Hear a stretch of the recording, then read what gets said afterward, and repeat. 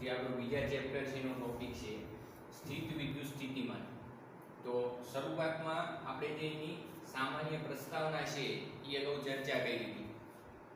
હવે આ જે ટોપિક છે એમાં આપણે ખાસ કરી જે સ્થિત વિદ્યુત સ્થિતિમાન છે એના બેઝિક કન્સેપ્ટની છે એ ચર્ચા કરવાની છે. તો એના માટેની જે ડેફિનેશન છે એ ખૂબ જ અગત્યની છે. એના ઉપરથી આપણને ઘણી બધી માહિતી મળે છે.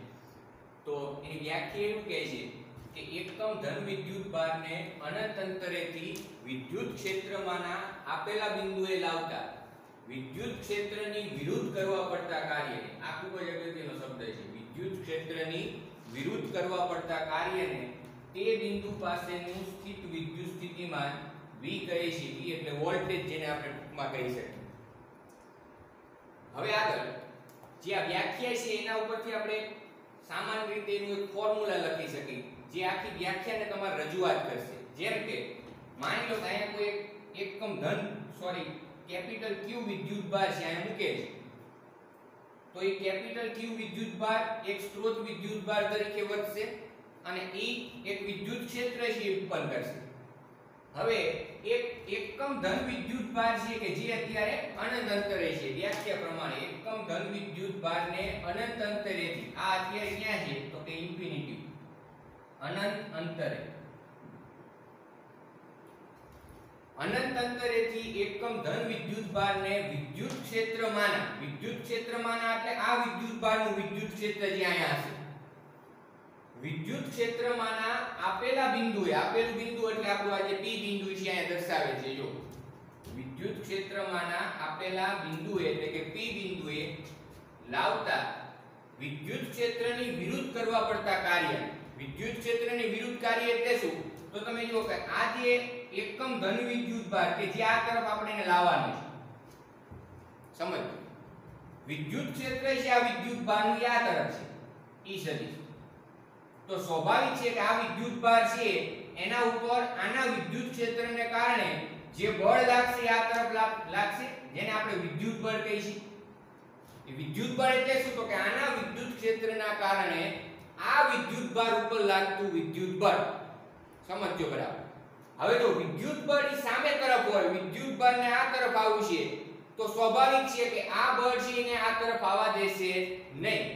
છતાંય તમારે વિદ્યુત ભારને આપેલા બિંદુએ P બિંદુએ લાવો છે તો તમારે બાહ્ય બળ વડે આ વિદ્યુત ક્ષેત્રની વિરુદ્ધ શું કરવું પડે તો કે કાર્ય. અને ઈ કાર્યને તે બિંદુ પાસેનું શું કહેવામાં આવે છે તો કે સ્થિત વિદ્યુત સ્થિતિમાન. તો હવે આખી જે પરિસ્થિતિ છે આપણે એને એક સિમ્પલ ફોર્મ્યુલા વડે દર્શાવી કે ઈ કરવા પડતા કાર્યને તે બિંદુ એટલે કે P બિંદુ પાસેનું સ્થિતિમાન કહે છે. તો જો આ જે પરિસ્થિતિ આપણે અત્યારે જે ચર્ચા કરી એ અનુસાર માની લો કે મારે P બિંદુ પાસે વિદ્યુત સ્થિતિમાનનું સૂત્ર લખવું છે. તો એ P બિંદુ પાસે જે વિદ્યુત સ્થિતિમાનનું સૂત્ર છે એ આ રીતે થશે: Vp P બિંદુ પાસેનું વિદ્યુત સ્થિતિમાન માઈનસ ઇન્ટિગ્રેશન ક્યાંથી વિદ્યુત ભારને ક્યાં લાવવાનો છે તો કે અનંત અંતરેથી. ક્યાં લાવવાનો છે તો કે આપેલા બિંદુ P પાસે વિદ્યુત ક્ષેત્રની વિરુદ્ધ, આ માઈનસ નિશાની વિદ્યુત ક્ષેત્રની વિરુદ્ધ માટે જે શબ્દ પ્રયોગ કર્યો છે એની દર્શાવે છે. વિદ્યુત ક્ષેત્રની વિરુદ્ધ કરવા પડતા કાર્યને એટલે કે Q E સદિશ ડોટ dr સદિશ. એમાં તમે જોઈ શકો કે આ Q છે એ કેવા વિદ્યુત ભારને આપણે લાવવાનો છે તો કે એકમ ધન વિદ્યુત ભાર. એ એકમ ધન વિદ્યુત ભારને મૂકવામાં આવે એટલે આપણું સૂત્ર આ રીતે મળશે: Vp માઈનસ ઇન્ટિગ્રેશન ઇન્ફિનિટી થી P E સદિશ ડોટ dr સદિશ.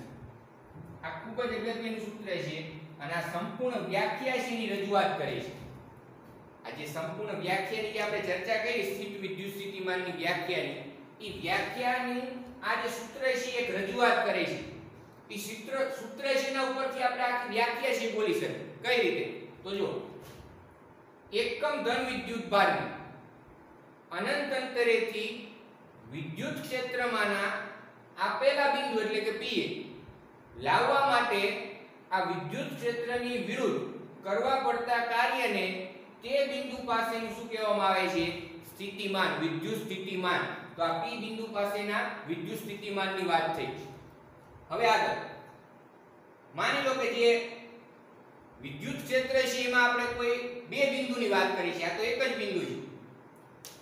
જે આકૃતિ આપે છે કે માની લો કે આ બધા વિદ્યુત ભારો છે એક વિદ્યુત ક્ષેત્ર છે ઉત્પન્ન કરે છે અને એના વિદ્યુત ક્ષેત્રમાં કોઈ એક એકમ ધન વિદ્યુત ભારને એક બિંદુથી બીજા બિંદુએ લાવવામાં આવે છે. અહીંયા શું કહેતા હતા આપણે કે એકમ ધન વિદ્યુત ભારને અનંત અંતરેથી આપેલા બિંદુએ લાવવામાં આવે છે. તો અહીંયા આપણે એક બીજી ચર્ચા કરવાની કે માની લો કે એકમ ધન વિદ્યુત ભારને વિદ્યુત ક્ષેત્રમાં એક બિંદુથી બીજા બિંદુએ લાવવામાં આવે, અનંત અંતરેથી નહીં, પણ શું કહેશું આપણે R બિંદુ છે ત્યાંથી ક્યાં લાવવાનો છે તો કે P બિંદુ પાસે. તો આપણે અગાઉ પણ ચર્ચા કરી કે જે વિદ્યુત બળ છે એક સંરક્ષી બળ છે, તો એની દ્વારા થતું જે કાર્ય છે એ માર્ગ ઉપર આધારિત નથી, એ ફક્ત પ્રારંભિક અને અંતિમ સ્થાન ઉપર જ આધારિત છે. જેમ કે હું એકમ ધન વિદ્યુત ભાર છે એ એકમ ધન વિદ્યુત ભારને R થી P સુધી લાવીશ તો એના માટે અલગ અલગ ઘણા બધા તમે માર્ગ પસંદ કરી શકો. જેમ કે આ પહેલો માર્ગ છે, આ બીજો માર્ગ છે અને આ રીતે લાવવામાં આવે, આ ત્રીજો માર્ગ છે. પણ આ બધાય માર્ગ અલગ અલગ હોવા છતાં જે કાર્ય થશે એ કાર્ય તો દરેક માટે એક સમાન જ થાય, કારણ કે કાર્ય છે માર્ગ ઉપર આધારિત નથી, એ ફક્ત પ્રારંભિક અને અંતિમ સ્થાન ઉપર જ આધારિત હશે. હવે આગળ તો જો જે આપણું આ મૂળભૂત ફોર્મ્યુલા છે કોઈ પણ બિંદુ પાસે વિદ્યુત સ્થિતિમાનનું, એના ઉપરથી આપણે આ બંને માટે સૂત્ર લખવા છે. જેમ કે VR માટે સૂત્ર લખવું છે, VR એટલે R બિંદુ પાસેનું વિદ્યુત સ્થિતિમાન. તો અહીંયા હું આ રીતે લખીશ, જો માઈનસ ઇન્ટિગ્રેશન ઇન્ફિનિટી થી R E સદિશ ડોટ dr સદિશ. સિમ્પલ. એ જ રીતે P બિંદુ પાસેનું સ્થિતિમાન લખવું છે તો એનું સૂત્ર આ મૂળભૂત ફોર્મ્યુલા પ્રમાણે માઈનસ સિમ્પલ ઇન્ટિગ્રેશન ક્યાંથી ક્યાં વિદ્યુત ભારને લાવવાનો છે તો કે ઇન્ફિનિટી થી પહેલા ક્યાં P. આ એનું મૂળભૂત ફોર્મ્યુલા છે E સદિશ ડોટ dr સદિશ. એટલે મિત્રો અહીંયા જે લિમિટ ઇન્ફિનિટી થી r મૂકવાનું કારણ એ કે આપણે અહીંયા VR નું ફોર્મ્યુલા લખવું છે, R બિંદુ પાસેનું વિદ્યુત સ્થિતિમાન છે એ લખવું છે, અહીંયા આપણે P બિંદુ પાસેનું વિદ્યુત સ્થિતિમાન લખવું છે. હવે આપણે શું કરશું તો કે વિદ્યુત સ્થિતિમાનનો તફાવત, સ્થિત વિદ્યુત સ્થિતિમાનનો તફાવત, વિદ્યુત સ્થિતિમાનનો તફાવત એટલે કે આ જે બંને બિંદુઓ છે એના જે વિદ્યુત સ્થિતિમાન છે એનો તફાવત લખવો છે તો કે VR માઈનસ VP. જે તફાવત થશે શું થશે VR માઈનસ VP બરાબર. પહેલા VR છે તો કે માઈનસ ઇન્ટિગ્રેશન ઇન્ફિનિટી થી R E સદિશ ડોટ dr સદિશ માઈનસ VP એટલે P બિંદુ પાસેનું સ્થિતિમાન, તો એનું સૂત્ર છે માઈનસ શું છે માઈનસ ઇન્ફિનિટી થી P E સદિશ ડોટ dr સદિશ. તો માઈનસ ઇન્ફિનિટી થી P E સદિશ ડોટ dr સદિશ. આને હજી આપણે એક સાદું રૂપ છે આપી શકીએ કે આ માઈનસ માઈનસ થઈ જાય પ્લસ અને એને આપણે પહેલા પદમાં લખશું, સમજજો બરાબર. આને આપણે પહેલા લઈશું ઇન્ફિનિટી થી P E સદિશ ડોટ dr સદિશ.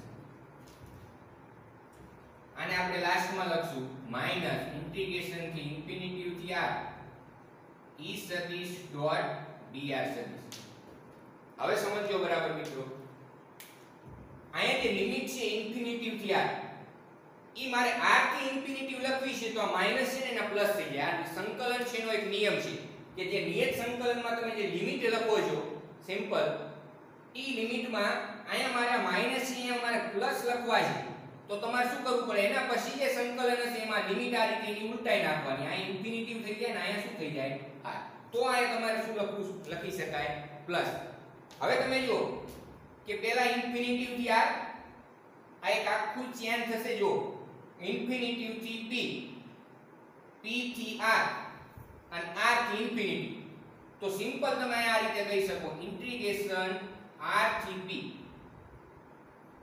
અને અહીંયા થઈ જાય E સદિશ ડોટ dr સદિશ. તો આ જે આપણને ફોર્મ્યુલા મળ્યું VR માઈનસ VP, ઈ ફોર્મ્યુલા શું છે તો કે R બિંદુ અને P બિંદુ વચ્ચે જે વિદ્યુત સ્થિતિમાનનો જે તફાવત છે એનું આ સૂત્ર છે. એક ઉદાહરણ તરીકે આપણે વિચારીએ કે ધારો કે આ જે R બિંદુ છે અનંત અંતરે છે, એમ કહી કે આ જે R બિંદુ છે ક્યાં છે મિત્રો તો કે ઇન્ફિનિટી અંતરે. હવે યાદ રાખવાનું કે ઇન્ફિનિટી અંતરે જે બિંદુ હોય ત્યાં વિદ્યુત સ્થિતિમાન શૂન્ય લેવામાં આવે અને એટલા માટે એને સંદર્ભ બિંદુ તરીકે ઓળખવામાં આવે. તો સિમ્પલ તમે આ જે સૂત્ર છે એમાં R બિંદુ પાસે વિદ્યુત સ્થિતિમાન કેટલું લેવાનું શૂન્ય, ઈ કિંમત અહીં મૂકી દો એટલે આમ થશે 0 માઈનસ Vp બરાબર ઇન્ટિગ્રેશન R થી P. અહીં R બિંદુ આપણે ક્યાં લીધું છે ઇન્ફિનિટી એટલે અહીં ઇન્ફિનિટી આવશે. E સદિશ ડોટ dr સદિશ, તો આપણું જે મૂળભૂત સૂત્ર છે આવી ગયું જોયું.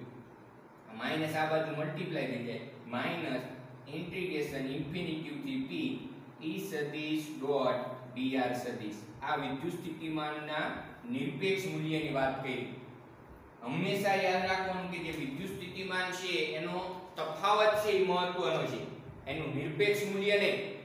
એક બીજી વસ્તુ કે જ્યારે આપણે આ રીતે લખીશું Vp બરાબર, તો આ એક જોતા જઈએ ને તો અહીંયા એક તફાવત જ ક્રિએટ થાય છે. સમજવાનું કે અહીંયા તમારે બીજું બિંદુ ક્યાં વિચારવાનું તો કે અનંત અંતર. સિમ્પલ. હકીકતમાં આપણે આ જે Vp લખીશું વિદ્યુત સ્થિતિમાનનું નિરપેક્ષ મૂલ્યના બદલે વિદ્યુત સ્થિતિમાનનો તફાવત જ કહેવાય.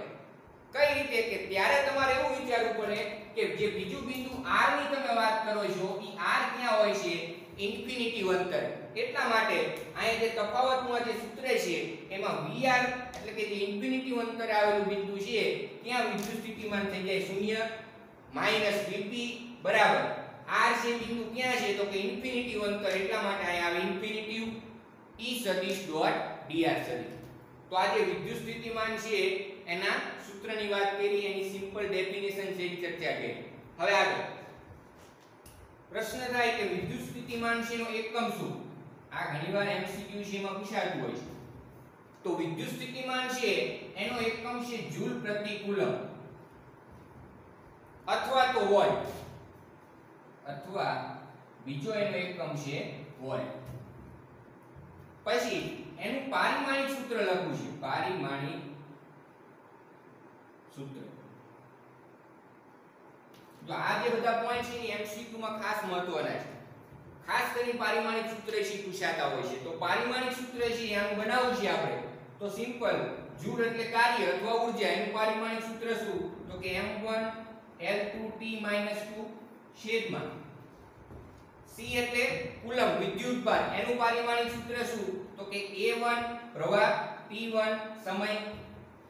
તો આ જે છે વિદ્યુત સ્થિતિમાન એનું પારિમાણિક સૂત્ર શું થાય તો કે m1 L2T-3 A-1. આ જે વિદ્યુત સ્થિતિમાન છે એ શું થશે પારિમાણિક સૂત્ર, અને આ ખૂબ જ અગત્યનું છે. પછીની ચર્ચા કરી કે જે વિદ્યુત સ્થિતિમાન છે એ કેવી રાશિ છે, સદિશ કે અદિશ. તો તમે સમજો કે જે વિદ્યુત સ્થિતિમાન છે એ એક અદિશ રાશિ છે. આ ખાસ યાદ રાખવાનું. વિદ્યુત સ્થિતિમાન કયા પ્રકારની રાશિ છે અદિશ રાશિ. એ ધન કે ઋણ હોઈ શકે. કોઈ પણ વિદ્યુત સ્થિતિમાનનું મૂલ્ય ધન કે ઋણ હોઈ શકે, પણ એનો મતલબ એની ડાયરેક્શન સાથે કોઈ લેવા દેવા નથી. વિદ્યુત સ્થિતિમાન ધન હોય અથવા વિદ્યુત સ્થિતિમાન ઋણ હશે, પણ એની જે દિશા છે એની સાથે સંકળાયેલ નથી. એ ફક્ત મૂલ્યની વાત કરે છે કે જો વિદ્યુતભાર ધન હોય તો એનું વિદ્યુત સ્થિતિમાન ધન, અને જો વિદ્યુતભાર ઋણ હોય તો એનું જે વિદ્યુત સ્થિતિમાન છે એ ઋણ થશે.